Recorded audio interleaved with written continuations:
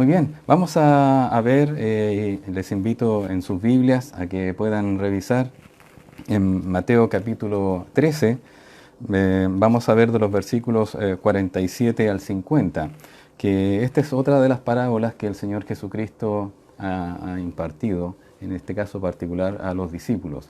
Ya se habían presentado 4 parábolas anteriormente, si usted recuerda, la parábola del sembrador, del trigo y la cizaña, también la parábola de la semilla de mostaza y de la levadura, que eran esas semillas que el Señor mostró hacia toda la gente que le seguía, aquella gente que se le agolpó, digamos, en la playa mientras él se subía a una barca para enseñar ahora desde del modo de parábolas. Ahora, una vez entrado en la casa que entendemos es en Capernaum, donde él tenía su centro de operaciones, él le da explicación de algunas de esas parábolas a los discípulos y le explica otras 3 más. Esta es la tercera que nosotros vamos a ver, la parábola de la red. Estando en la casa, él ya les enseñó otras 2 parábolas, que las hemos visto, la del tesoro escondido y también la de la perla de gran precio. Esto nos indica a nosotros realmente el tremendo valor, el incalculable, el inconmensurable, el invaluable precio que tiene entrar en el reino de los cielos. Si realmente usted ha entendido el Evangelio, ha comprendido por la gracia de Dios este Evangelio que Dios nos presenta, de que Él murió por nosotros, por los perdidos, usted apreciará que no hay otra cosa más grande en este mundo que poder entrar en el reino de los cielos y servir al Rey de Reyes.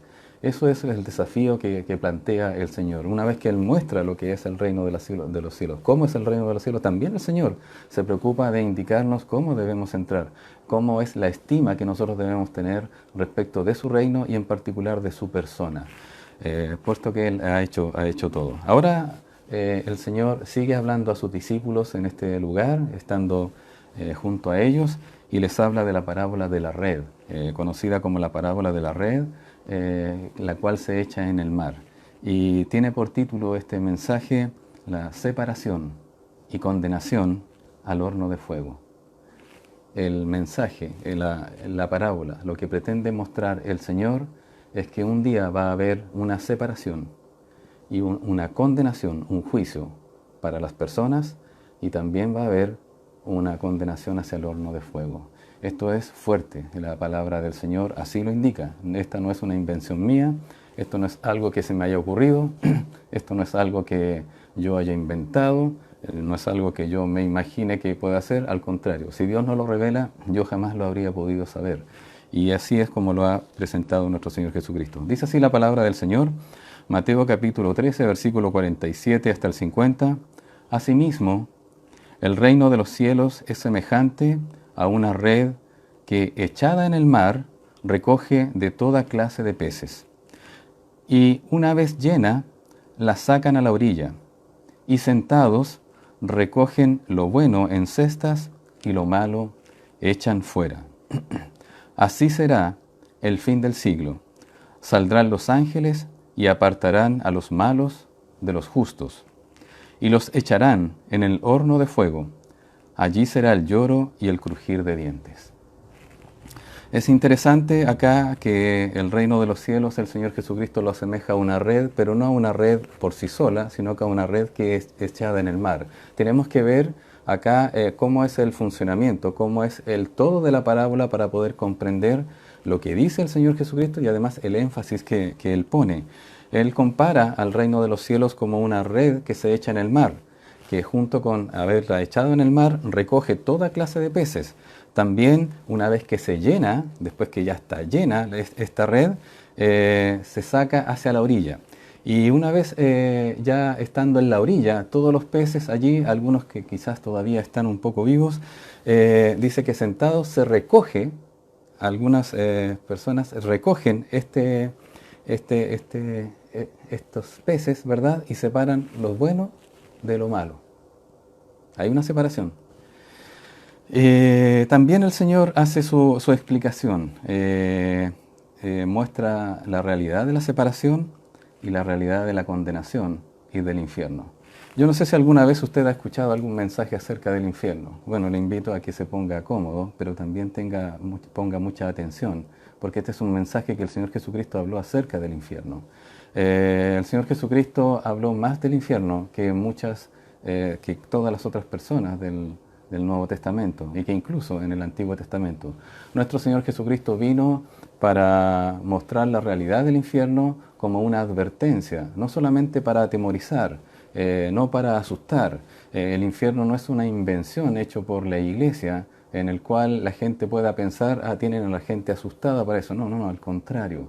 Si usted ha creído en Jesucristo como su Señor, como su Salvador personal, usted no tiene nada que temer ni de la muerte ni del infierno. Eso ya no es tema para usted, pero sí para aquellos que no le han creído al Señor, que no han aceptado a Jesucristo como su Salvador personal. Ellas personas deben ser cuidadas. Personas que en estos momentos viven en base a su religión, personas que viven en base a su profesión, personas que solamente les interesa su propia persona, esas personas deben tener cuidado porque no han comprendido que la única puerta de entrada al cielo es el infierno y no hay otro lugar. Hay solamente dos lugares en el cual una persona ha de partir cuando muera de este mundo, cuando salga de este mundo, cuando parta de este mundo. Hay solamente dos lugares en los cuales uno va a llegar: o va al cielo o va al infierno. Y eso fue lo que dijo el Señor Jesucristo, Él fue el que enseñó. Pero permítame también mostrar algo del pensamiento humano. Esta es una breve pincelada de todo lo que se ha dicho a lo largo de la historia respecto del lugar de tormentos o del infierno. Mire usted, hay un filósofo alemán llamado Arthur Schopenhauer. Este filósofo que vivió entre 1788 y entre 1860, ya obviamente del siglo XIX, ahí falleció, él fue también una persona escuchada por mucha gente allá en Europa. Incluso en pleno tiempo de lo que era de los conflictos que se llevaban en el viejo continente. Él escribió lo siguiente, dijo: para millones y millones de seres humanos, el verdadero infierno es la tierra. Y la verdad es que hay mucha gente que cree eso. Cree que el infierno está aquí en la tierra. Y cree que cuando una persona muera, va a descansar. Muchas veces se dice y se habla de una persona, y lo digo con sumo respeto, que ha fallecido, y se refieren a esa persona que ha fallecido, dicen, bueno, y tal persona, y que en paz descanse. Y la verdad es que yo no me atrevería a decir eso de alguien que no conocí y de alguien que realmente no sé si realmente está descansando. Estos dos lugares de los que habla el Señor, que son el cielo y el infierno, uno es un lugar de descanso, de gozo, de paz, en que va a disfrutar con el Señor eternamente, pero otro es el lugar de tormentos. La pregunta es, ¿cómo hace uno para poder llegar a otro lugar? Bueno, déjeme decirle de antemano que para llegar al infierno no tiene que hacer nada si usted no es creyente.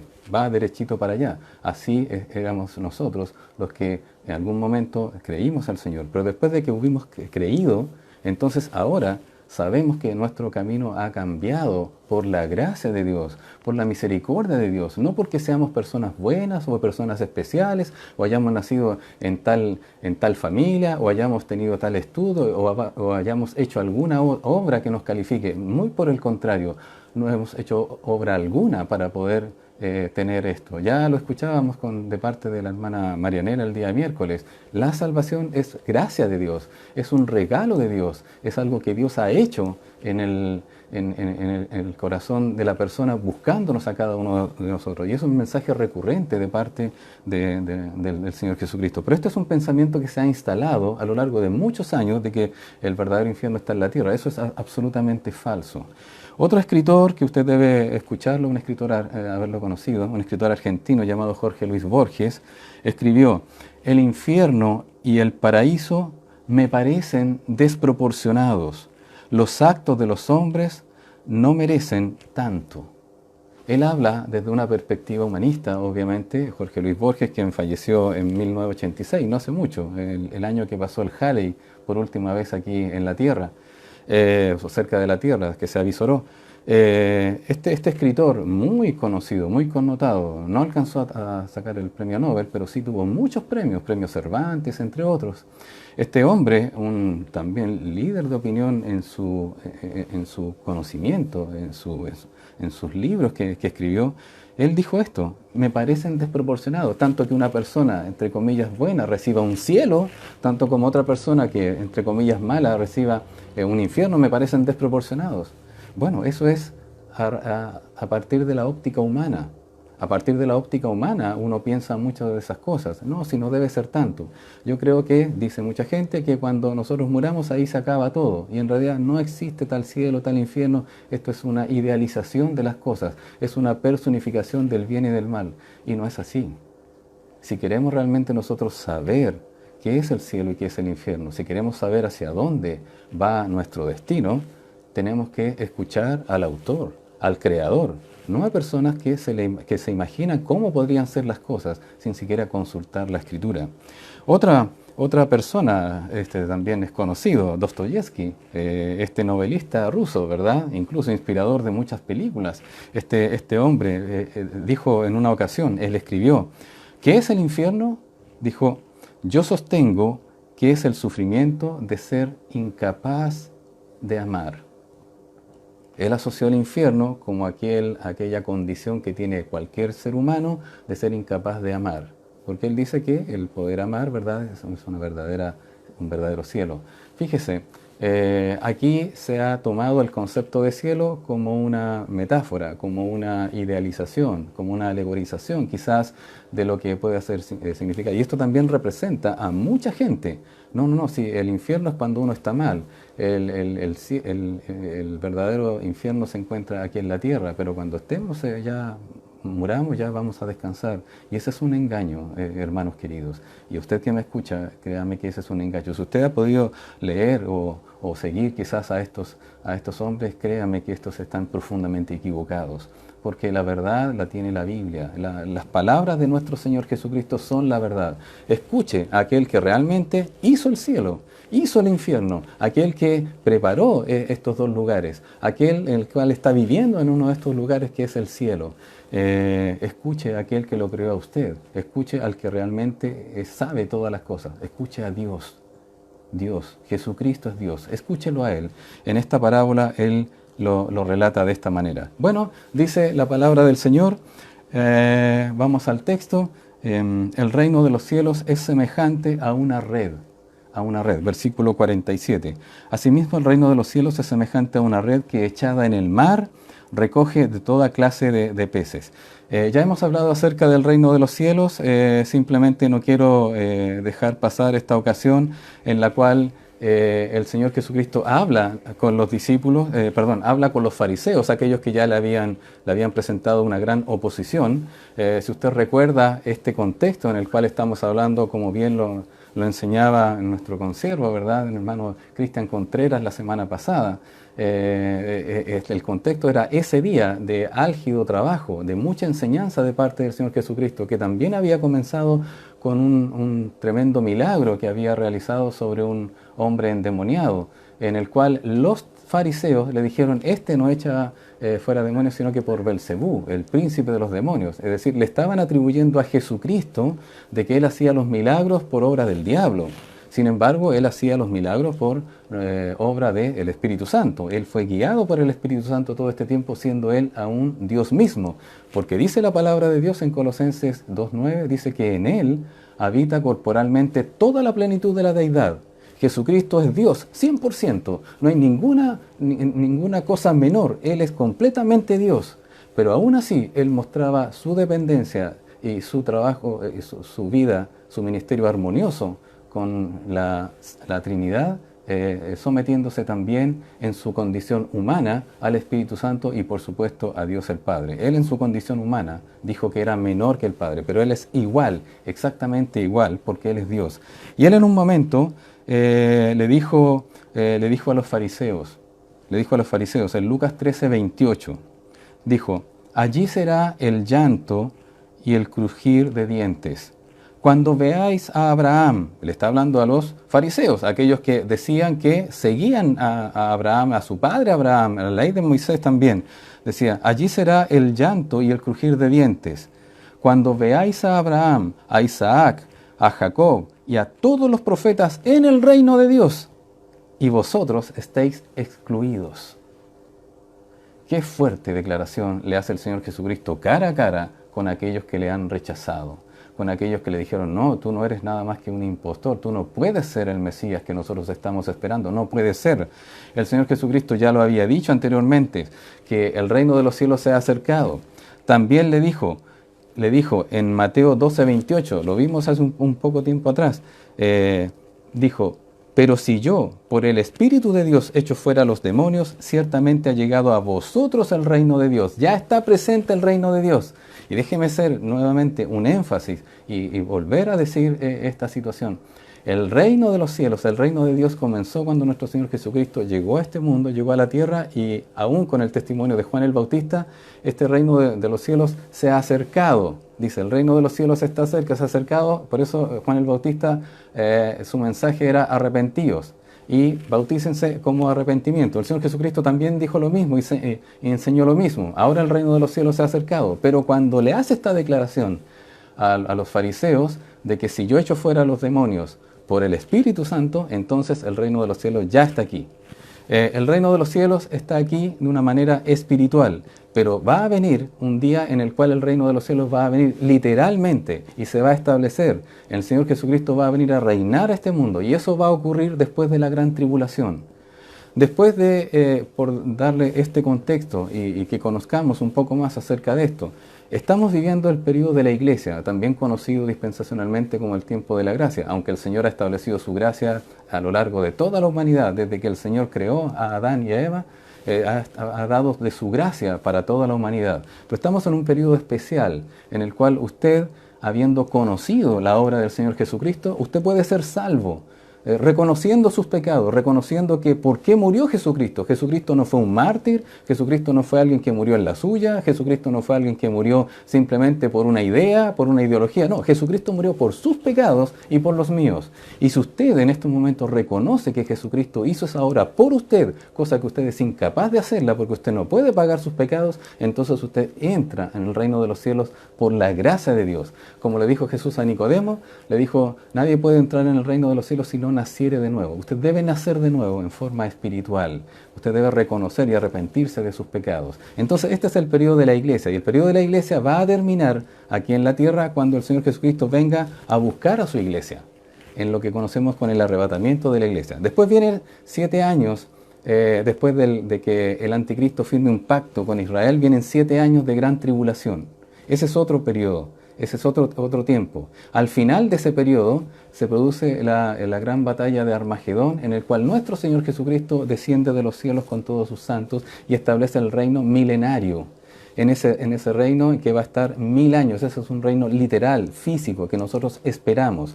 Hoy en día estamos viviendo el reino de los cielos, pero no va a ser todo el tiempo espiritual, sino que solamente espiritual, mostrado el reino de los cielos a través de la iglesia de Dios, en la cual usted y yo, si es creyente, tenemos el privilegio de ser parte de este reino de los cielos. Pero el Señor también quiere que otras personas pertenezcan a este reino de los cielos, aquellos que aún no han recibido a Jesucristo como su Salvador personal. Pero literalmente el reino se va a establecer durante 1000 años. Ahora bien, es por eso que el Señor Jesucristo presenta esta parábola, porque dice que es como una red que se echa en el mar. Vuelva al versículo 47, por favor. El reino de los cielos es semejante a una red que, echada en el mar, recoge toda clase de peces. Y es interesante, ahora nuestro Señor Jesucristo nos muestra esta semejanza del reino de los cielos, que se ve aquí como si fuera una red. Veamos un poquitito el contexto de esta parábola. Recordemos que las parábolas que dice el Señor Jesucristo son hechos atingentes, ¿verdad? Cosas que están viviendo, son situaciones vívidas de las personas, en este caso de los oyentes, y de algo que ellos estaban, que podían relacionar perfectamente con la vida cotidiana. Si bien es cierto, hablando acerca de la pesca, Israel cuenta con una costa generosa y en aquel tiempo en las provincias en las cuales estaba emplazada, ¿verdad? Allí en tierra de Israel, la antigua tierra de Canaán que el Señor permitió y fue su tierra prometida para que ellos la dominaran. En esas tres provincias, Galilea, Samaria y Judea, tienen una costa generosa, una costa en la cual podían tener muchos recursos de pesca. Sin embargo, este contexto se lleva a cabo en el mar de Galilea, un mar que está mediterráneo allí, un mar que está entre medio de lo que hoy en día es tierra de Israel y Jordania. Este país, ¿verdad?, árabe, en la cual está la OLP y está también enemigos acérrimos de los israelitas. Esto se lleva a cabo en Capernaum, ahí en el lago de Tiberíades, ¿verdad? En honor a Tiberio César, aquel nombre, y en el cual al menos 4 de los discípulos que hablaba con el Señor Jesucristo allí eran pescadores. Conocemos el caso de Pedro, de Andrés, de Jacobo y de Juan. Probablemente también Felipe lo era. Y quizás uno de los otros, que no sabemos mucho, ¿verdad? Uno era celote, ¿verdad? Otro era recaudador de impuestos y otros no sabemos mucho acerca de ello. Pero en aquel tiempo habían básicamente 3 tipos de pesca que se realizaban en el mar de Galilea. Y permítame mostrarles, ¿verdad?, mediante unas imágenes, cómo era la forma en la cual ellos podían pescar. Por ejemplo, existía la forma de pesca que era, por decirlo de una manera, 1 a 1, digamos, en el cual un hombre llegaba y tomaba una lienza con un anzuelo. Esta es la pesca con lienza o con caña, ¿verdad?, en la cual necesariamente tiene que tener un anzuelo. Usted recuerda el caso de Mateo 17:27, cuando el Señor le dice a él acerca del pago del impuesto, porque también nuestro Señor Jesucristo pagaba impuestos. Llegaron allí los recaudadores del impuesto del templo, no del impuesto del Imperio Romano, sino que del templo. Ellos también habían un pago del impuesto. Decía el Señor, ¿paga el impuesto? Por supuesto que paga el impuesto. Entonces, al entrar en la tienda, Jesús, conociendo los pensamientos también, y le dice, ¿qué te parece, Pedro? ¿Los hijos del reino pagan impuestos o no? Dice, no, pues los impuestos en realidad son para los extraños. Entonces los hijos están exentos, le dice el Señor Jesucristo. Pero mira, para no ofenderles, anda y ve allá y toma el primer pez que saques. Este es cuando uno pesca un solo pez. Esto es como cuando uno va, ¿verdad?, a pescar. Hay algunos hermanos que iban a pescar ahí al lago Rapel, que ya no queda nada de agua, ahora se ha repuesto un poquitito, o en algunos lugares. Es como una caña, pero en este caso está hablando de un anzuelo. Y le dice, toma, y al primer pez que saques, saca un estatero que valía 4 dracmas, en la cual podía pagar el impuesto por Pedro y por él, porque el impuesto equivalía a 2 dracmas. Entonces se utilizaba eso. Él no necesitaba, en este caso para esa misión, Pedro no necesitaba una red, porque necesitaba solamente sacar un pez, que era el que el Señor Jesucristo le había pedido para pagar el impuesto. A veces cuando uno va a pescar también y quiere pescar un solo pez, no necesita sacar toda la red, porque ¿qué va a hacer con los demás peces? Es 1 a 1. Esa es una forma que tenían para pescar. Pero había otra forma de pescar que habla aquí de red, y se refiere a esta. Esta es una red pequeña, que es el mismo caso que aparece no lo busquen en este caso solamente para ver la imagen, que dice en Mateo 4:18, cuando dice, andando Jesús junto al mar de Galilea, vio a 2 hermanos, Simón llamado Pedro y Andrés su hermano, que echaban la red en el mar, porque eran pescadores. Y les dijo, venid en pos de mí y os haré pescadores de hombres. Esta red que ellos tenían en su barco, en su bote, por decirlo de una forma, es una red de este estilo. Es una red pequeña, una red manual, una red que tiene un nombre específico y por eso se reconoce, anfiblestron, por eso se reconoce en la escritura. Ahora usted podría decir, si yo no supiera griego, ¿cómo no me daría cuenta? Bueno, se daría cuenta porque esta red en la que ellos se turnaban para tirarla. Primero la tiraba Pedro, después la tiraba Andrés, y así sacaban, esto es una red perfectamente que lo podía manejar o manipular una sola persona. Y esta red consiste en que tiene algunos pesos, ¿verdad?, por el lado, en el cual entra al mar, recoge peces y después se recoge esta red como si fuese un saco. un saco en el cual usted trae algo y se los echa al hombro, ¿verdad? Y los puede llevar y después llevar a la tierra, a la orilla del mar. En la parábola del Señor Jesucristo de la red, no se refiere a esta red, esta es una red pequeña, sino que se refiere a otro tipo de red, la cual aparece solamente en este relato en el Nuevo Testamento, cuando dice, versículo 47 del capítulo 13 que hemos leído, asimismo el reino de los cielos es semejante a una red que echada en el mar recoge toda clase de peces. Y es esta red a la cual nos referimos, a la siguiente. Es una red de tipo industrial. La palabra red que utiliza acá el Señor Jesucristo es la palabra sagenein. Y la palabra sagenei o sagene se refiere, la traducción es una red de arrastre, una red que es barredera, o una red en la cual que es bastante grande. Se estima que estas redes, y de hecho incluso la definición de la Real Academia de esta red, que tiene como nombre, un nombre especial, que es jávega, que esa es la traducción correcta, jávega. Y en el castellano la palabra jávega se refiere a una red de arrastre. Y esa red de arrastre mide por lo menos 100 brazas, según la definición de la Real Academia, para que usted pueda ver.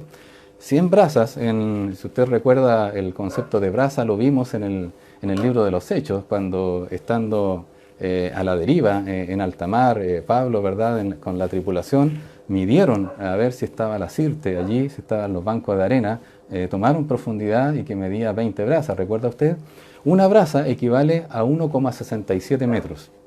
Por lo tanto, 100 brazas de la que estamos hablando, de una red que mide de esta manera, perfectamente estamos hablando de 167 metros a lo menos, y de allí para adelante. Por lo tanto, esa es una red que no es manipulada por una sola persona. Es probable que quizás Zebedeo, el padre de Santiago y de Juan, o de Jacobo y Juan, es probable que haya tenido una red más grande, a lo mejor. Algunos piensan que él era un empresario, pero quizás él solamente tenía otros varios barcos, pero no sabemos exactamente aquello. Sí sabemos que tenía una buena situación económica, el padre de los discípulos Santiago y Juan, Zebedeo. Ahora bien, esta es la red la cual hace alusión nuestro Señor Jesucristo, una jávega, una red de arrastre, una red barredera, una red que se inserta en el mar como si fuese una verdadera muralla y comienza a arrasar con todo tipo de cosas que encuentra a su paso en las profundidades. Y muchas veces, e incluso se toman hasta veces hasta en 2 barcos, según los que son expertos en navegación, o la ponen en una orilla y comienzan a arrasar y a con todo lo que encuentran. Fíjese cómo es operada, cómo funciona esta red para que tengamos claridad de lo que el Señor Jesucristo quiso mostrar en esta parábola. Miren la siguiente lámina cómo funciona. Ese es el barco, este es el barco mercantil, el barco pesquero, el barco que quiere tomar. Y está aquí representado, es decir, esta es una mirada desde abajo. Aquí está el barquito, se va a ver un poco pequeño en la cámara, pero así es como se tira la red. Si ustedes pueden ver, esta es la red que está acá. Aquí tiene un corte, como si el mar estuviera cortado de un sólido solamente para ilustrar cómo funciona la red por debajo del mar.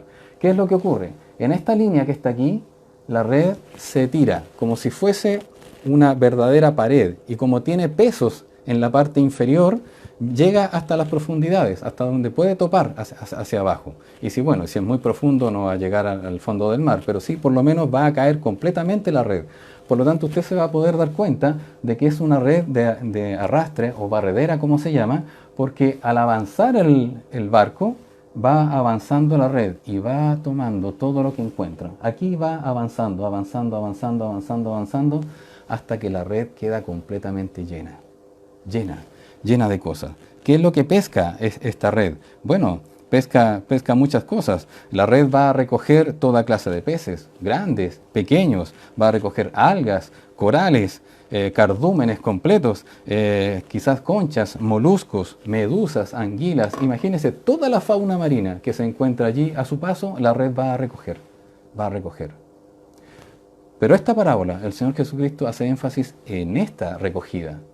El reino de los cielos es como esta red de arrastre, como esta red barredera que arrasa y que toma todo, pero hace alusión solamente a los peces, no al resto de cosas, en este sentido.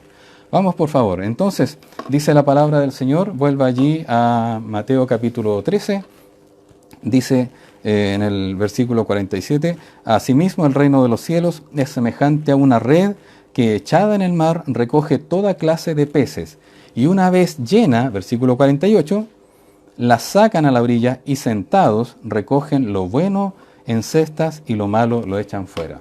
En algunas operaciones del mar es posible observar a que algunos barcos con esta red recogen muchas cosas y lo echan a cubierta y ahí hacen una separación y vuelven a botar detrás de la red aquellas cosas que son inservibles. Sin embargo, los peces se llevan hacia adentro, ¿verdad? Donde están sus muelles, donde están todo su lugar de recogida, ¿verdad? Y ahí hacen toda esa separación.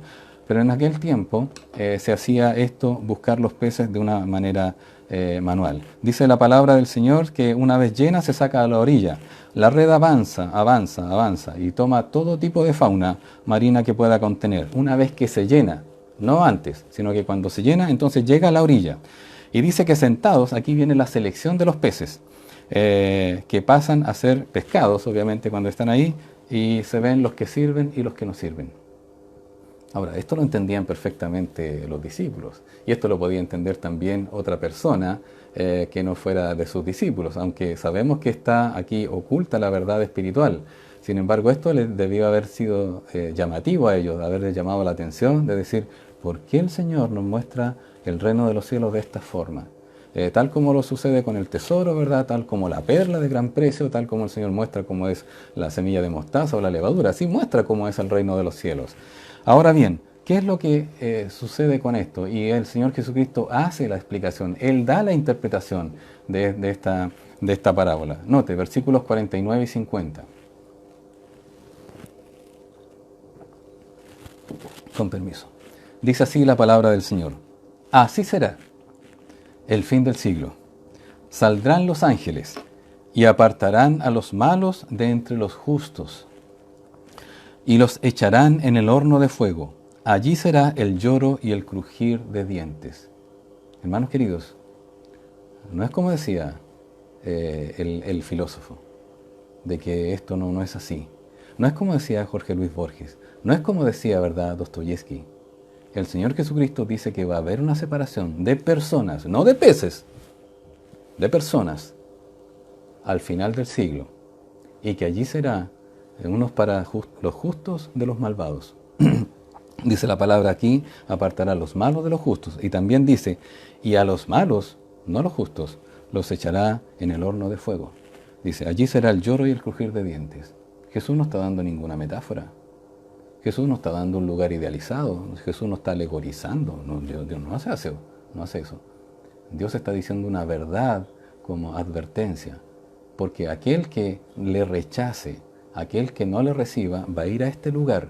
Y él hace claramente esta separación. Es algo muy similar que nosotros vimos a la parábola del trigo y la cizaña y vimos en acción cómo iban a pasar estas cosas dentro, ¿verdad?, de este mundo. Porque dice en esa parábola que el campo es el mundo, ¿verdad?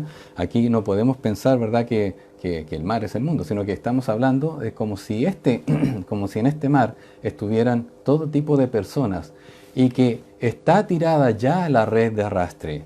En estos momentos, hermanos queridos, y usted que me escucha, está tirada ya la red de arrastre y está avanzando hasta poder completar a todas aquellas personas que van a recibir al Señor Jesucristo como su Salvador personal, como el único Dios verdadero, que lo van a reconocer y que se van a arrepentir. Y está avanzando la red, avanza la red. Y en estos momentos hay mucha gente que vive como si ignorase que la red estuviera avanzando. Otra gente que no tiene idea acerca de la red. Pero esa gente que no tiene idea acerca de la red están aquellos que conocemos la palabra de Dios para darle a conocer que en estos momentos la red está avanzando en este mundo y está tomando a todas las personas sin distinción. No hay diferencia, está tomándolo a todas las personas. No estoy hablando de que en la iglesia funciona todo tipo de cosas, sino que estoy diciendo que muchas veces nuestro Señor Jesucristo explica que nosotros debemos predicar el Evangelio a toda criatura. Mire, nuestro Señor Jesucristo, estando allí, Él explica esta parábola. Y Él habla en este sentido, ahora piense, el reino de los cielos en estos momentos está representado o está siendo representado en la tierra como la iglesia de Dios. La iglesia de Dios es la que está entregando este mensaje. Cuando usted y yo predicamos el evangelio de salvación, ha de saber que el Señor Jesucristo está avanzando con esta red. Es una red que Él pone en esta parábola. Y nosotros, como iglesia, tenemos el privilegio y la responsabilidad de predicar, como dijo el Señor Jesucristo en Marcos 16. Vaya por favor a Marcos 16, versículo 15 y 16. Dice, y Él les dijo, ¿a quién le dijo? A los apóstoles, y por consecuencia, ¿verdad?, a todos nosotros. Y le dijo, id por todo el mundo y predicad el evangelio a toda criatura. El que creyere y fuere bautizado será salvo, mas el que no creyere será condenado. Mire, así es como está avanzando la red. Cuando usted y yo, nosotros predicamos el evangelio de salvación, ya viene la red del Señor Jesucristo, estando en todo lugar, en toda parte de este mundo, en todo lugar se está predicando el evangelio. Hay algunos lugares en los cuales dicen algunos que están los no alcanzados. Usted puede ver, incluso hay páginas, ¿verdad?, en que se ha estimado en cada una de las etnias. El Señor nos mandó a predicar en todas las etnias, en todas las familias de la tierra, allí a predicar el evangelio, para que las personas respondan al llamado de salvación. Estamos en Chile, estamos predicando, ¿verdad? Estamos enseñando acerca de esta verdad. Pero también estamos advirtiendo, y dice la palabra de Dios, predicad el evangelio a toda criatura. El que creyere y fuere bautizado. Aquí uno pudiera pensar que para ser salvo tiene que bautizarse, pero no es así, sino que el bautismo acompaña a la salvación en términos de que una persona que ha creído en Cristo va a querer obedecer a la ordenanza del bautismo. ¿Pero por qué? Porque el contraste dice, el que creyere y fuere bautizado será salvo, mas el que no creyere será condenado. No dice el que no fuere bautizado será condenado, dice el que no creyere. Ahora bien, el Señor muestra nuevamente los dos caminos. Está avanzando la red y está tomando a todas las personas. Esta red en que la gente piensa que no va a pasar nada, la gente piensa que tiene todo a su control. Esta red en la cual la gente la quiere ignorar voluntariamente, pero de repente la red podría tocar a uno de los peces y se va a dar cuenta que hay una red. Cuando el Señor Jesucristo habla a las personas, está acercándose, está tocando a las personas. Y ahí usted puede decir, Señor, de verdad, tienes razón. No tengo por qué creerle a otros líderes de opinión, a otros pensadores de que no existe el infierno. Debo creerte a ti de que sí existe el infierno. Y lo peor es que yo voy camino al infierno. Mucha gente se ha convertido sabiendo que va en camino al infierno, pero no solamente por el pavor que esto representa, sino que porque realmente reconoce que lo merece ir al infierno, que corresponde, es el camino correcto, es el digno camino que uno tiene por no aceptar a Jesucristo, por rechazar a Jesucristo. Y ahí avanza la red, hasta el momento en el cual usted y yo vamos a partir de este mundo y vamos a morir, porque un hecho cierto es que vamos a morir, a menos que el Señor Jesucristo venga a buscar a su iglesia. Usted y yo podríamos ser parte perfectamente, y así lo esperamos, del arrebatamiento de la iglesia, este jarpazo que el Señor va a hacer sobre este mundo en el cual va a tomar a la iglesia de Dios. Ahí usted y yo vamos a traspasar y no vamos a conocer muerte, pero está establecido para todos los hombres que mueran una sola vez y después de esto, el juicio. ¿Cuál es su condición? ¿En qué situación está? Estamos aquí para ayudarlo. Estamos aquí para ayudarle en su incredulidad, quizás. Estamos aquí para ayudarlo en su indecisión. Estamos aquí para ayudarle a que no siga rechazando a Jesucristo, a que es el Rey de Reyes, el Mesías prometido, anunciado, el Cristo, aquel que pagó por sus pecados y por los míos. Estamos aquí para ayudarlo en ese sentido. Para eso está la iglesia, para compartir este mensaje en cual va avanzando. Hay mucha gente que en la congregación, que puede estar en la congregación y puede decir yo creo, dice yo creo, pero con su vida muestra otra cosa. Habrá personas en el corazón que no creerán, pero parecerán creyentes por las cosas que hacen, por las cosas que dicen, por el lenguaje, por las obras que llevan a cabo, quizás porque sirven en la iglesia. Muchas personas que no han creído en su corazón, pero viven así porque les parece bien vivir así, de una manera. Esas personas están en peligro, lamentablemente se están engañando. Esta separación se va a realizar. ¿Por qué digo todas estas cosas? En este caso, esta parábola hace énfasis en la separación, en lo que es la condenación, el horno de fuego, el infierno. Pero usted debe pensar en este minuto, ¿qué realmente es lo que está en mi corazón? ¿Soy una persona realmente convertida? ¿Soy una persona regenerada? ¿Soy una persona que he nacido de nuevo? ¿Soy una persona perdonada porque genuinamente he confesado mis pecados, me he arrepentido de mis pecados? Bueno, esto es lo que se presenta en esta parábola. En esta parábola no está mostrando nuestro Señor Jesucristo que nosotros como personas no somos los que vamos a juzgar a las otras personas. Menos estando aquí en la tierra tenemos esa posibilidad de juzgar. ¿En qué sentido? En sentido de que si son salvos o no son salvos. Eso lo sabe el Señor. Yo no puedo andar por este mundo, ¿verdad?, andando pensando eso. Pero sí voy a ver los hechos.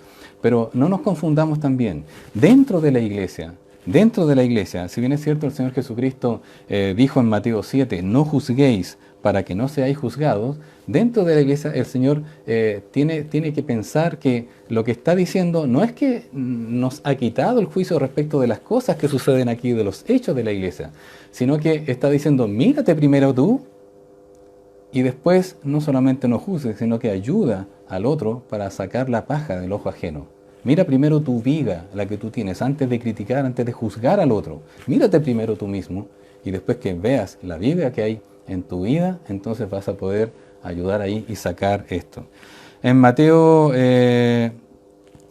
en 1 Corintios capítulo 5, versículo 3, dice, ciertamente yo, el apóstol Pablo escribe a la iglesia de Corinto, 1 Corintios 5:3 dice, ciertamente yo como ausente en cuerpo, pero presente en espíritu, ya como presente he juzgado al que tal cosa ha hecho.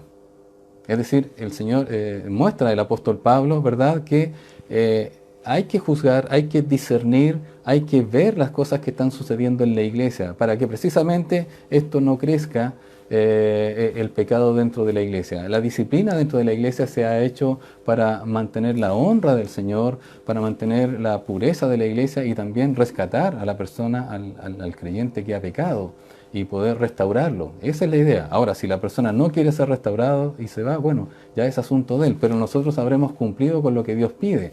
Por lo tanto, cuando hablamos de juzgar, estamos hablando de hablar acerca de los hechos, de la vida de santidad que debe tener una iglesia para poder continuar influyendo sobre las personas, como esta levadura que influye, que tiene influencia sobre todo el mundo. Así debemos ser nosotros como iglesia, para influir respecto de toda la humanidad y que puedan ver que hay un lugar, hay una organización que no es humana, que es divina, que es la iglesia de Dios, que sí presenta, ¿verdad?, la verdad acerca del cielo y del infierno y de cómo llegar allí al cielo, que es la iglesia de Dios. Que Dios nos use, que Dios tenga misericordia de nosotros para que nos use cada día para poder llevar a otros peces que están allí viviendo como si el mundo no se fuera a acabar, como se están viviendo como si la vida no se fuera a terminar, y que están viviendo tranquilamente no sabiendo que hay una estrepitosa caída, que realmente hay un infierno. En cierta ocasión, hace un tiempo atrás, entrevistaron a un rockero, ¿verdad? Y él dijo lo siguiente, ¿qué esperas? Le preguntaron, ¿qué esperas de tu vida? Yo lo único que espero es morirme pronto. Y él abusaba de las drogas, ¿verdad? Abusaba de una vida licenciosa y todo, y cantaba, ¿verdad? Y promovía obviamente su canto a toda la juventud. Él decía, lo único que quiero es poder morir, porque en el infierno va a ser todo divertido. Qué ignorancia y qué pena, porque realmente no sabe lo que le espera en el infierno. Y esto es precisamente lo que empieza a hablar nuestro Señor Jesucristo. Vamos a ver acá la realidad de la separación. Versículo 49 dice, así será el fin del siglo, saldrán los ángeles. Mire, es el Señor Jesucristo que le endosa y le establece y le da esa potestad a los ángeles de hacer esta separación. Al final, cuando ya las personas han muerto, ahí está la separación. Dice, a los ángeles, y apartarán a los malos de entre los justos. Primera cosa, la primera realidad, va a haber una separación. Después va a haber un juicio, y después de ese juicio va a estar la condenación. Esas tres cosas están aquí en esta parábola. Jesús señala que la separación de los justos y los malvados se hará al final del siglo. Esto es cuando la historia humana termine, cuando se acabe. Aunque el Señor Jesucristo no es preciso, en este caso no pretende tampoco por el propósito de la parábola decir en qué momento exactamente va a ser esto. No, dice que cuando ya la vida humana termine, al fin del siglo se acabe, ahí va a haber una separación. Hoy en día no se puede saber con mayor exactitud quiénes son de los buenos, quiénes son de los malos. Así, usted podría tener su propia escala de valores, ¿verdad? Y pensar, no, yo sé que esta persona fue mala, yo sé que esta otra persona fue mala. Pero ¿qué sabe usted si al final de sus días se arrepiente de sus pecados? O una persona que estuvo durante toda una vida con una vida aparentemente muy correcta, ordenada, ¿verdad? Sacrificial, altruista, filantrópica quizás, de todo tipo de cosas. Y se da cuenta que al final de los días nunca ha recibido a Cristo, sino ha hecho las cosas solamente por Él, por su propio ego. Esa persona también va a otro lugar. Cuando aquí Cristo no nos especifica, como dice, en qué momento va a ser. Sin embargo, nosotros hemos visto en la historia, acerca de un relato que da nuestro Señor Jesucristo, que sí hay una separación. Y quiero que la observemos, hermanos queridos, como aparece en la Biblia. Busque por favor Lucas capítulo 16, versículo 22. Permiso. En Lucas 16, 22, aquí está la historia de un mendigo llamado Lázaro y un rico, que no aparece su nombre. Y dice en este versículo, aconteció que murió el mendigo y fue llevado por los ángeles al seno de Abraham. Y murió también el rico y fue sepultado. Esto de fue sepultado significa fue llevado al Hades, al Seol en el Antiguo Testamento, el Hades en el griego, que es equivalente. Bueno, ellos murieron, ambos murieron. Ellos vivieron, murieron acá, murieron en este mundo, pero el lugar de residencia fue distinto en ambos casos. El mendigo no se fue al cielo por ser mendigo, el mendigo no se fue al cielo por ser pobre, el rico no se fue, en este caso al Hades, al lugar de sufrimiento, al lugar de tormentos, no se fue a ese lugar por ser rico, no se fue porque tenía dinero, no se fue por eso. La Biblia nos dice en este relato que no se fue porque no se arrepintió. Él mismo clamaba desde ese lugar, en el lugar de tormento que estaba viviendo, de que ¿por qué no envía a alguien? Envía a Lázaro, envía a alguien para allá, alguien que haya salido de los muertos para que le testifique. Tengo 5 hermanos para que no vengan a este lugar. Sin embargo, dice él, así se arrepentirán. Él estaba en ese lugar porque no se arrepintió. Mientras tuvo la oportunidad. ¿Cuándo tuvo la oportunidad? En este mundo que tiene vida, cuando está vivo. Ahí tiene la oportunidad. Por lo tanto, el hecho, fíjense ustedes, el hecho de que se hayan ido a 2 lugares distintos no es que después de la muerte se haya evaluado la situación de que vamos a ver su situación, su cosa, ahí vamos a evaluar, entonces nos vamos a separar. No, ya fueron separados. ¿Por qué? Porque en este mundo vivieron separados. Y cuando digo vivieron separados, no me refiero a que vivieron separados porque uno era pobre y el otro era rico. No, era porque uno se había arrepentido y el otro no se había arrepentido. Por lo tanto, en este mundo viven todo tipo de personas. Personas que se han arrepentido y personas que no se han arrepentido. A eso hace alusión esta parábola acerca de los peces. Los peces aparentemente son iguales, usted puede ver ahí. Pero el Señor lo que da a conocer es que unos son justos y los otros son malvados. Los que son justos son aquellos que se han arrepentido, y no son justos porque hagan justicia, son justos porque se han arrepentido, porque han recibido la justificación de parte de Cristo, de la parte del Señor. Ahora el Señor nos mira por medio de Jesucristo. Pero los otros, los que no se han arrepentido de sus pecados, esas personas ya en este mundo viven separados, vivimos separados, estamos separados, tenemos un Padre distinto. Tenemos una vida distinta, tenemos propósitos distintos en este mundo. Por lo tanto, cuando morimos es simplemente consecuencia de la decisión que nosotros tomamos aquí en la vida. Aquí ya vivimos separados, ya en este mundo van a estar separados. Solo que aquí en este mundo no siempre sabemos, no nos damos cuenta quiénes son los que se han arrepentido y los que no se han arrepentido, sino que muestran evidencias, ¿verdad?, de alguna de sus cosas. Nosotros podríamos, ¿verdad?, darnos cuenta o poder estimar, pero no nos corresponde juzgar. Él se va a ir al infierno, se va a ir al cielo, no nos corresponde juzgar. Eso lo van a hacer después los ángeles. Pero ellos fueron separados porque ya estaban separados en este mundo. Y eso, grábeselo bien, por favor. Parten separados porque vivieron separados. Uno vivió con Cristo y otro vivió sin Cristo. Pero en la parábola, por tratar de ser una red de arrastre, no siempre vamos a poder saber quién es de Cristo y quién no. Simplemente vamos a funcionar como iglesia, como personas regeneradas y otras no. Por eso existen, por ejemplo, dentro de la iglesia, cuando nosotros tomamos el caso y que queremos pensar en hermanos que puedan ser pastores, otros hermanos que sean diáconos, otros hermanos que sean encargados de ministerio, otras personas, siempre nos preocupamos, ¿verdad?, de los requisitos bíblicos que ahí aparecen. Porque eso también dan cuenta de la palabra del Señor.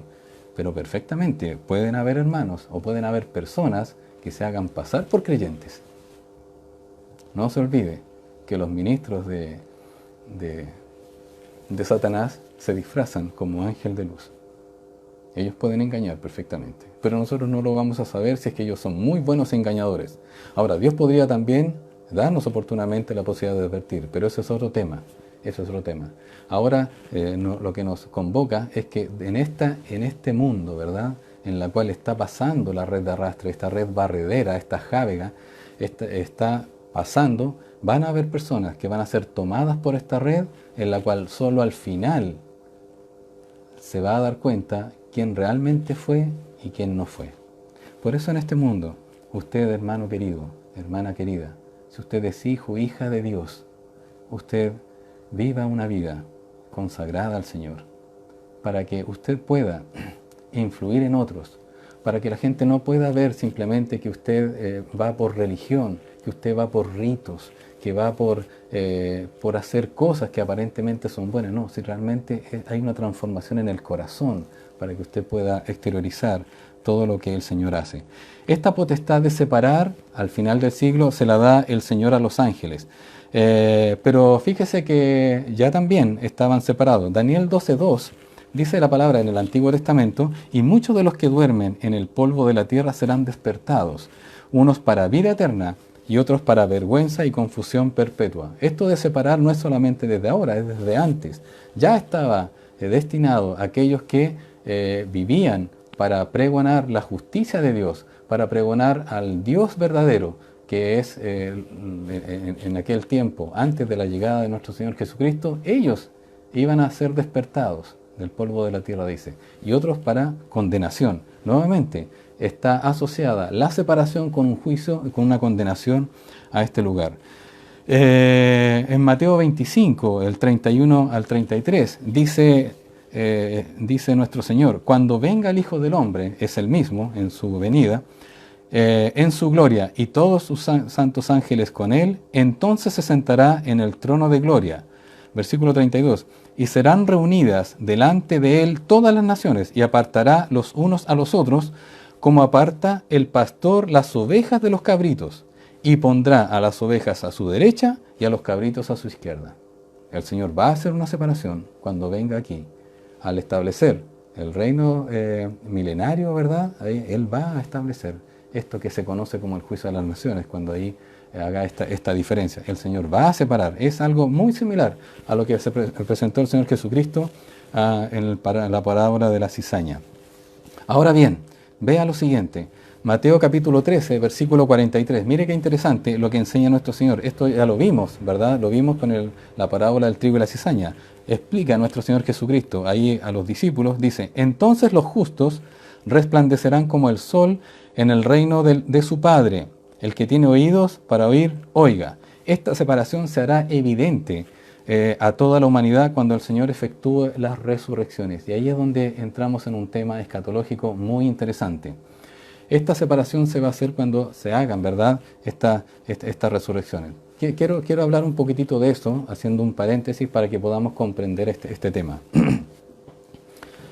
Nosotros estamos en el periodo de la iglesia. Este periodo de la iglesia va a terminar cuando el Señor venga a buscar a su iglesia en el arrebatamiento de la iglesia, arrebatamiento de la misma. Ahí ya hay una separación porque el Señor va a sacar de este mundo a lo que son genuinamente pertenecientes a la iglesia de Dios, el cuerpo de Cristo. Vamos a partir allí. El Señor dijo: y vendré otra vez y os tomaré a mí mismo.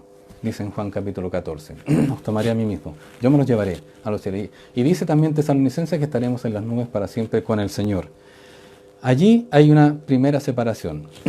El Señor Jesucristo habla de dos resurrecciones. Dos resurrecciones. Una es la resurrección de los creyentes, de los justos, en este caso, justos por causa de Dios, no porque seamos justos. Y la otra es la resurrección de los malvados, de los no creyentes. Resurrección de los creyentes y resurrección de los no creyentes. La resurrección de los creyentes se lleva a cabo en 3 etapas. La primera es la del arrebatamiento de la iglesia.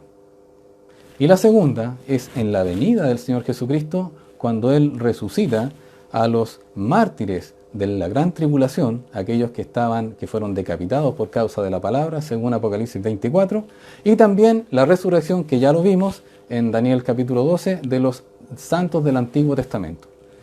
Todos aquellos que creyeron en la esperanza, todos aquellos que en el periodo de la iglesia recibieron a Jesucristo como su Salvador personal, van a ser resucitados. Todos van a ser resucitados, los creyentes y los incrédulos. Los creyentes en estas 3 etapas que acabo de mencionar, pero estas 3 etapas que acabo de mencionar se conocen en la Biblia como la primera resurrección. No la primera resurrección de cada persona, sino que la primera resurrección de todo un grupo de personas. Porque hay una segunda resurrección. Esa segunda resurrección es para los incrédulos. La primera resurrección es para todos los creyentes en estas 3 etapas y van las personas todas a los brazos del Señor Jesucristo, ahí al paraíso, al cielo.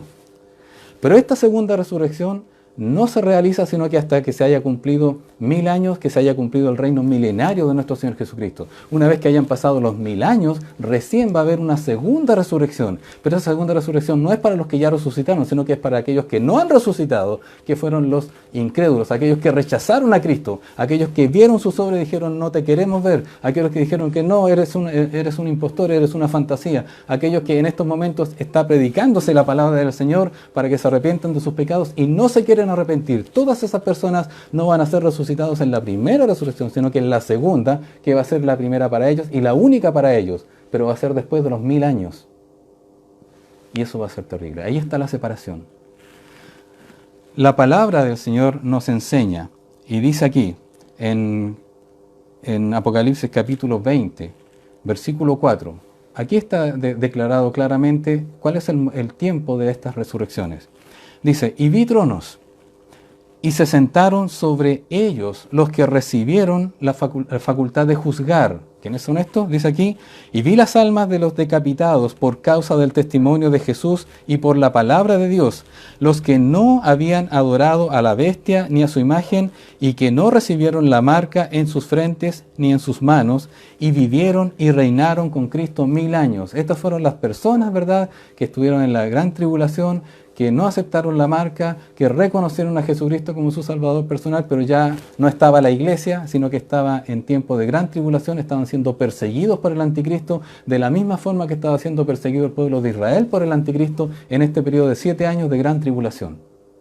En este periodo de 7 años hubo personas que se salvaron. Van a haber personas para nosotros que se salvaron, pero el Señor para Él ya es pasado. Estas personas ya se salvaron porque expusieron su vida, porque les costó la vida, fueron decapitados por causa de la palabra del Señor. Estas personas, dice, que aquí resucitaron, estas personas recibieron, dice, y reinaron con Cristo 1000 años. Esos 1000 años que reinaron fue el periodo exacto en el cual nuestro Señor Jesucristo vino a este mundo y estableció su reino milenario literal.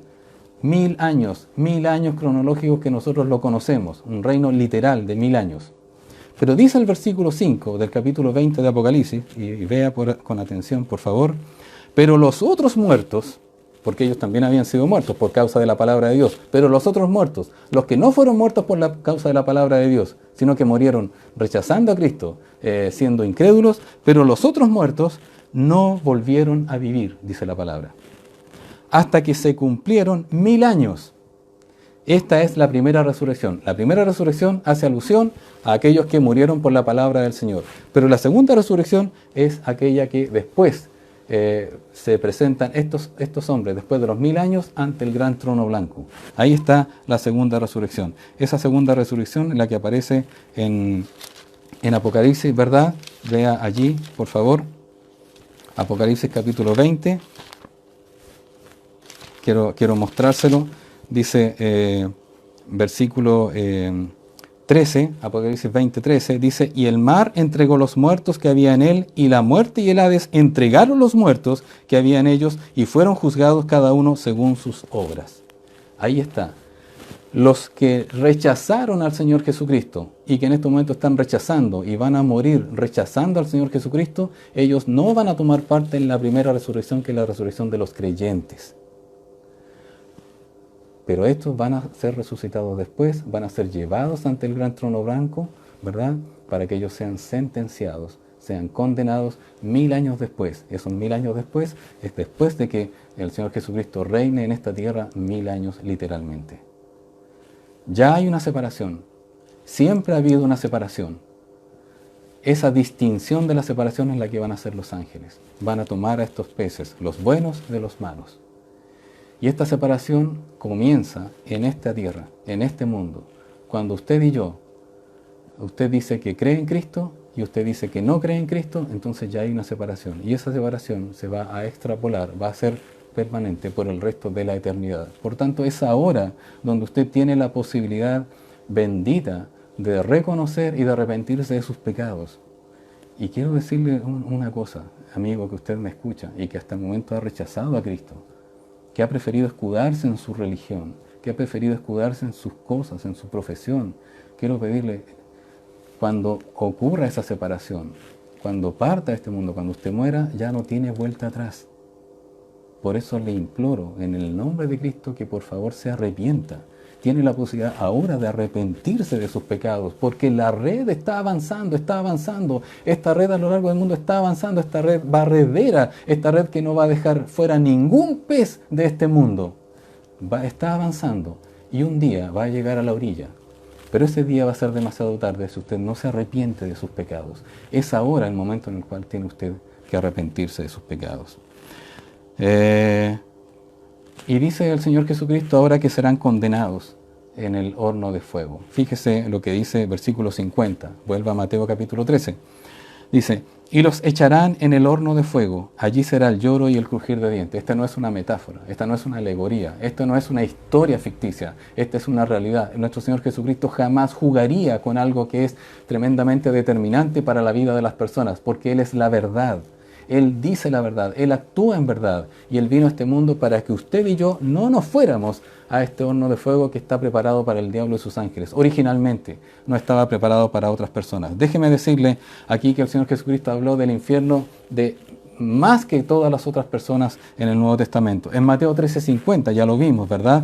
En Mateo 22:13 dice, entonces el rey dijo a los que servían, atadle de pies y manos y echadle en las tinieblas de afuera. Allí será el lloro y el crujir de dientes. No será divertido estar en el infierno. Para nada divertido. Será el lloro y el crujir de dientes. Hoy en día usted puede pasar dolores. Dicen que los dolores más grandes, ¿verdad?, son los cálculos, ¿verdad? También para el caso de los algunos alumbramientos, en el caso de las damas, ¿verdad? El aneurisma del trigénimo, ¿verdad? Una situación y que tiene que ver, según me explicaba una vez una doctora, con la cantidad de nervios que están asociados a ese lugar donde duele. Pero allá le va a doler todo, todo. Y va a tener un dolor que jamás se va a acabar. No va a haber analgésico, no va a haber morfina, no va a haber ningún tipo de cosa que le pueda aliviar el dolor. Va a ser el lloro y el crujir de dientes, va a estar espantado, va a tener un pavor que va a desfallecer, pero no va a morir, no va a morir jamás. Dice la palabra de Dios, Mateo capítulo 24, versículo 1, y lo castigará duramente, y pondrá su parte con los hipócritas, y será el lloro y el crujir de dientes. Mateo 10:28 dice, no temáis a los que matan el cuerpo, mas el alma no pueden matar. Temed más bien a aquel que puede destruir el alma y el cuerpo en el infierno. Nuestro Señor Jesucristo habló más veces del infierno que nadie más, como lo he dicho. Ahora, hay que distinguir acá, la palabra infierno es la palabra en el griego geena. La palabra geena que aparece 12 veces en el Nuevo Testamento. Ahora, necesito explicar algo específico porque tendemos a confundirnos respecto del infierno. El infierno, según las Escrituras, tenemos que tomarlo como concepto y como lugar. Como concepto, y como lugar. Como concepto es un lugar de castigo, castigo eterno. Aquí no es simplemente que las cosas, que los peces se separan, ¿verdad? Se eliminan, ahí no sirve esto. No, no. Los malvados van al lago de fuego, van al infierno, dice la palabra de Dios, van al horno de fuego, van a ese lugar. No es que si no aceptó a Jesucristo, ya no importa, no entra en este lugar. Cuando el Señor Jesucristo le dijo a los fariseos, cuando veáis a Abraham, a Isaac y a todos los profetas, ¿verdad? En el reino de los cielos y vosotros estáis excluidos, no estaba diciendo solamente que iban a estar fuera, él estaba diciendo que iba a estar en el infierno de fuego. ¿Cómo escaparéis? Le dijo el Señor Jesucristo a los mismos fariseos, aquellos que se creían religiosos, que eran buenos. Y hermanos queridos, los fariseos vivían de una manera que aparentemente se veía íntegra. Ellos se levantaban temprano, se acostaban a una buena hora, ellos atendían a sus hijos, suplían las necesidades de sus hijos, eran religiosos, eran exactos, ¿verdad? Leían las escrituras, pero el Señor Jesucristo dijo que eran sepulcros blanqueados, porque por dentro no había habido una regeneración, un cambio en el corazón. Muchas personas hoy en día pueden vivir perfectamente como una vida aparentemente correcta, que son religiosos, que son buenos padres de familia, que son trabajadores, que llevan el sustento al hogar, que son fieles, ¿verdad?, en sus hogares, que son correctos con la ciudadanía, etc. Pero si no han sido regenerados, si no han creído en Jesucristo como su Salvador personal, les espera lo mismo exactamente en este sentido. Por eso yo le pido y le imploro, si usted no ha creído en Cristo, no se escude en su religión ni en sus obras. Vaya y refúgiese en aquel que es el Señor de señores, que es Jesucristo. Arrepiéntase de sus pecados. La palabra Gehenna, en este caso el infierno, hace alusión, tenemos que pensarlo, como decía, por concepto, que es el lugar de castigo, pero también como lugar. En la palabra de Dios hay varios nombres que aducen a la palabra infierno, como es el caso del Seol en el Antiguo Testamento, el Hades en el Nuevo Testamento. También se utiliza la palabra tártaro en el Nuevo Testamento, hablando del lugar del infierno para los ángeles. Los hombres no van al tártaro, solamente los ángeles, como así también los ángeles no van, ¿verdad?, al Hades. En este sentido, hay un lugar para los hombres y un lugar para los ángeles. También está el abismo en el caso de los ángeles. Sin embargo, nuestro Señor lo que establece es lo siguiente. Y vea, por favor, Lucas 16, 23. Mire este lugar de tormentos que hay, hablando del rico. Y en el Hades, dice la palabra de Dios, alzó sus ojos estando en tormentos. Ya está en tormentos. Como concepto es el infierno. Como lugar es un lugar de tormentos. Pero todavía no es el lugar final, para que lo tengamos claro. Y vio de lejos a Abraham y a Lázaro en su seno. Este lugar no tiene nada que ver con lo que han inventado otros grupos, ¿verdad?, o algunas sectas, algunas religiones que hablan de un purgatorio. Esa es una invención, esa es una mentira. Este es un lugar ya de tormentos.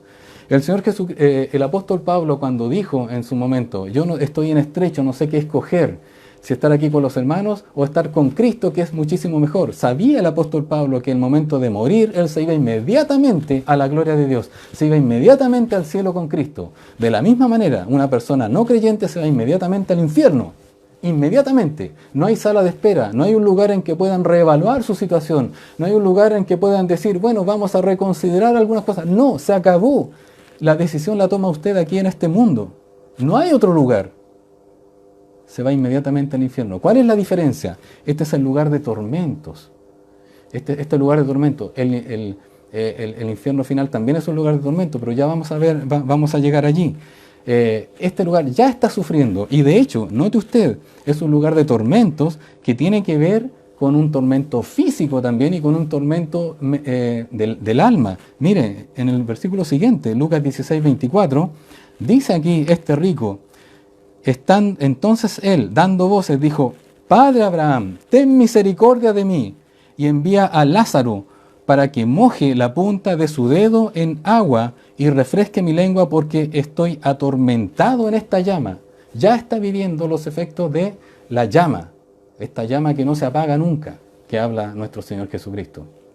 Note usted, una vez estando en ese lugar, ya no hay misericordia. Se acabó la misericordia. Ya no hay más. La misericordia es hasta cuando la red llegue a la orilla.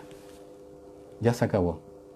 Usted que tiene vida en estos momentos y que está escuchando este mensaje y que no me crea a mí, créale a la palabra. Y usted puede ver en la Biblia que dice eso, arrepiéntase de sus pecados. Deje que Jesucristo entre en su corazón. Dígale, Señor, creo que tú moriste por mí en la cruz. No que moriste por todo el mundo, porque eso es como la historia de Fuenteovejuna, ¿verdad? ¿Quién fue? Fue Fuenteovejuna. No. Usted, con nombre y apellido, diga, yo he pecado, tú moriste por mí porque yo soy pecador. Y dígale, Señor, te necesito, perdóname por mis pecados, me arrepiento de mis pecados. Dice que está atormentado en esta llama. Pero también hay una cosa interesante. En Apocalipsis capítulo 20, versículo 14, ponga atención aquí lo que dice. Apocalipsis 20, 14 dice, y la muerte y el Hades fueron lanzados al lago de fuego. Esta es la muerte segunda. Es decir, el lugar donde está hoy en día una persona que está siendo atormentado, que es el Hades, que es el lugar que según el concepto es el infierno, este lugar también va a ser lanzado al lago de fuego. Este es el que habla la palabra del Señor, que se refiere a Gehenna, el lago de fuego. En este caso, este es el infierno. El otro también es infierno, desde el punto de vista conceptual. Pero ese es un lugar que está temporal hasta cuando se dicte la sentencia final. Este es el lugar en el cual están las personas ya sufriendo, atormentadas. Atormentadas, en este caso, podríamos decir solo las personas. Porque allá en el lago de fuego van a estar también los demonios. Va a estar Satanás y van a estar los demonios. El falso profeta, el anticristo, ellos van a ir al lago de fuego y ahí se van a juntar todos. Qué terrible, usted no se imagina. ¿Usted cree que va a ser divertido? No va a ser divertido. ¿Cómo va a ser? La palabra de Dios dice, Mateo capítulo 25, versículo 41, entonces dirá también a los de la izquierda, apartaos de mí, malditos, al fuego eterno preparado para el diablo y sus ángeles. Ese lugar llamado lago de fuego, que es también la palabra se traduce como infierno en este caso, pero aquí en la Biblia expresamente se ha denotado como lago de fuego. Ese lugar es un lugar preparado para el diablo y sus ángeles. Y todas personas que sigan al diablo y sus ángeles van a ir a ese lugar. ¿Quiénes son esas personas que sigan al diablo y sus ángeles? Personas que rechacen a Cristo. Usted podría decir, no, yo no rechazo ni a uno ni a otro. No se puede ser neutral aquí. Tiene que hacer. Yo, lamentablemente, tengo que decirle, si usted no toma una decisión por Cristo, a mí me da lástima, me da mucha pena, porque no hay cómo, en este caso, solamente la obra del Espíritu Santo que lo convenza a usted, para que usted se arrepienta de sus pecados. Versículo Apocalipsis 20, versículo 10 dice, y el diablo que los engañaba fue lanzado en el lago de fuego y azufre, donde estaban la bestia y el falso profeta, y serán atormentados día y noche por los siglos de los siglos. ¿Sabe usted? Si es que no se arrepiente de sus pecados y no recibe a Cristo como su Salvador personal, si no lo reconoce a Él como el único Dios, usted va a ir a este lugar donde va a estar el diablo y sus ángeles. No será nada divertido. No es que será una situación desproporcionada, simplemente va a ser consecuencia de sus pecados que usted no ha querido que sean limpiados. Por eso en esta hora tiene la oportunidad, limpie sus pecados, pero usted no se los puede limpiar. Pídale al Señor Jesucristo que le limpie sus pecados arrepintiéndose, que Él le limpie. Si no, va a llegar a este lugar, donde ya van a estar el diablo y sus ángeles. Imagínese, en un lugar viviendo con el mismo Satanás por siempre. Este es un lugar en el cual va a haber eterna agonía. Mire lo que dice Marcos, capítulo 9, versículo 44. Fíjese, cuando esté allí, Marcos 44, estoy allí en la escritura, por favor, no piense que deseo que esté allí en ese lugar, al contrario. Marcos 9:44 dice, donde el gusano de ellos no muere y el fuego nunca se apaga. Usted sabe que los muertos, cuando las personas morimos, ¿verdad? Vamos ahí a la tumba y sale la larva y empieza la reproducción de gusanos y nos empiezan a comer. Pero esos gusanos que pone Dios, ¿verdad?, para comer nuestras carnes, esos gusanos al final, después, cuando se acaba la carne, se mueren, porque ya no tienen más que comer. La Biblia dice que en ese lugar el gusano no va a morir nunca, y el fuego nunca se apaga. ¿Cómo no va a morir nunca? porque siempre le va a estar comiendo, eternamente le va a estar comiendo. ¿Se imagina usted? Por eso el Señor, cuando hace esta segunda resurrección y presenta a las personas ante el gran trono blanco, son solamente personas no creyentes los que van ante el gran trono blanco, porque los creyentes ya están con el Señor en esa resurrección, en esa primera resurrección en 3 etapas. Pero en esta segunda resurrección, que es solamente para los no creyentes, van allá delante del gran trono blanco, van con la sentencia ya decidida, definida. Ya no va a haber un cambio. El cambio ocurre aquí, cuando usted recibe a Cristo. Y ahí van a estar condenados y lanzados al lago de fuego. En ese lugar es un lugar indescriptible de dolor. Va a tener eterna agonía. Por eso el Señor pensamos que va a tener que revestir a las personas de un cuerpo que pueda soportar esta llama eternamente sin consumirse. No va a haber aniquilación, como dicen algunos grupos. No va a haber exterminio, no. Las personas van a sufrir eternamente en ese lugar. Y es una decisión que pueden tomar hoy en día para evitar ese lugar en la gracia del Señor. Mateo 25:30 dice, y al siervo inútil, echadle a las tinieblas de afuera. Va a ser un lugar donde va a haber tinieblas. Allí será el lloro y el crujir de dientes. Tinieblas. Usted no va a saber el que va a estar a su lado. No va a haber un ápice de luz. No va a haber nada de luz. Usted va a coexistir eternamente con demonios a su lado. No solamente con personas malvadas, con demonios y con Satanás y con todo tipo de ángeles caídos, perversos que van a estar allí. ¡Qué terrible! No va a ser para nada divertido, como dicen. Algunos se atreven a decir, el infierno será divertido. Mire, para terminar, quiero invitarlo. Hay mucha gente que hoy en día piensa, no hay que hablar del infierno, no hay que atemorizar a la gente. La Biblia dice esto. Yo no puedo ocultar lo que la Biblia dice. Yo no estoy aquí como pastor, como predicador, como hermano, como hijo de Dios, para yo sesgar o cercenar lo que conviene decir para que las personas no se asusten en este sentido. Mire, si esto ha llegado a su corazón, déjeme decirle que cuando yo vi todas estas cosas, después de que me hube convertido, yo sentí miedo por el solo hecho de saber hacia dónde iba. Pero cuando yo me arrepentí de mis pecados, yo ya sabía hacia dónde iba. Pero el Señor Jesucristo me perdonó y me salvó por su gracia. Segunda a los Corintios capítulo 5, versículo 11. Esto es para nosotros los creyentes, hermanos queridos. Segunda a los Corintios 5, 11. Dice la palabra de Dios, conociendo pues el temor del Señor. Fíjese, la red que está avanzando, la red que está tomando todo tipo de peces, la red que está tomando peces creyentes y no creyentes, la red que está tomando peces justos e injustos, toda esta red está avanzando. Va a llegar un día a la orilla cuando se acabe la humanidad, el fin del siglo. Y nosotros sabemos lo que viene, sabemos que viene una condenación, sabemos que viene un juicio, sabemos que viene un horno de fuego. Dice, conociendo entonces pues el temor del Señor, persuadimos a los hombres, pero a Dios les es manifiesto lo que somos. Y espero que también lo sea a vuestras conciencias. Nosotros sabemos que no somos perfectos. Nosotros sabemos que no somos nada especial. Nosotros sabemos que nosotros hemos sido rescatados por el Señor. Alguien nos enseñó la palabra. Alguien nos predicó la palabra. Alguien oró por nosotros. Alguien lloró por nosotros para que nosotros fuésemos salvos. En este mundo, en esta red que va avanzando, somos salvos por gracia de Dios. Somos salvos porque Dios lo ha querido. Somos salvos porque Dios ha tenido misericordia. Pero una vez terminado, ya se va a acabar la misericordia. Ya no va a haber más gracia ni misericordia para las personas.